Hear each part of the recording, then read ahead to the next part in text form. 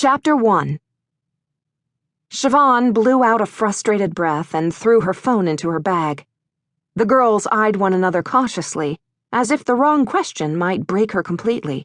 A few moments of silence passed, before finally one of them spoke. "What did he say?" Blaine asked quietly. Siobhan leaned her head back against the cushion of Corey's couch and stared at the ceiling. Nothing. What can he say? I barely even gave him a chance to speak. She brought her head down to look at her friends and saw worry written on their faces. The only reason I answered was so he'd stop calling. "Do you think he knows why you're not going to the airport?" Marnell asked. "You didn't even mention the gallery."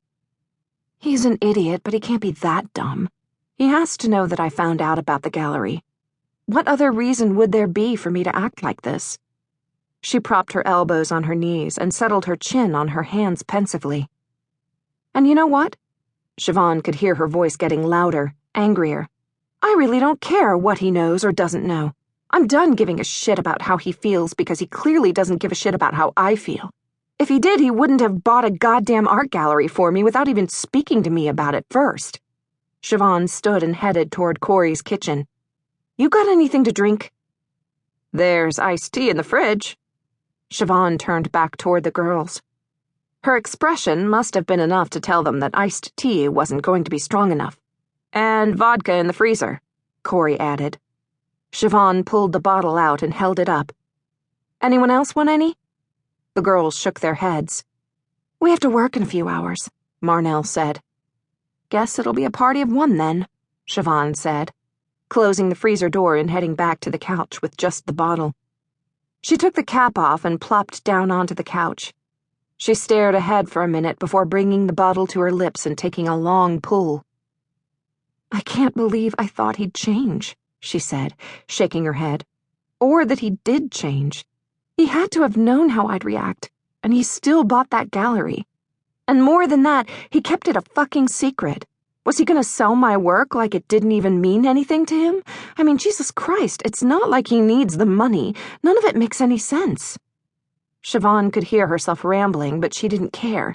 She needed to purge her thoughts. Marnell scooted over on the couch to wrap her in a hug. "I'm sorry," she said without elaborating, but Siobhan knew what she meant. She was sorry it didn't work out with Derick. Sorry that he kept making the same mistakes over and over again. Sorry that Derick hurt her. Siobhan was sorry too. "I literally told him this morning that I'd consider moving back to New York if things between us were good for the next 6 months. Then just like that, he had to go and mess everything up again." "Well, to be fair, he'd already messed it up," Blaine said. "But you didn't know." Siobhan glared at her. "Sorry," Blaine said, looking contrite. She held out her hand for Siobhan to pass her the bottle. "I can't watch you day drink alone, it's sad." Blaine put the bottle to her lips for a swig, and then handed it back to her friend. Siobhan shrugged. "If the shoe fits." Corey got up and returned with 4 glasses, taking the bottle from Siobhan and pouring a double shot for each of them. "Screw it. We didn't have lunch yet. Might as well make it a liquid one." Marnell picked up her glass.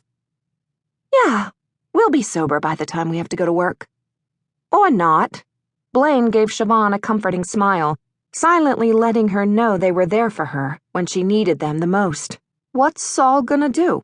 Fire all of us before our shift even starts?"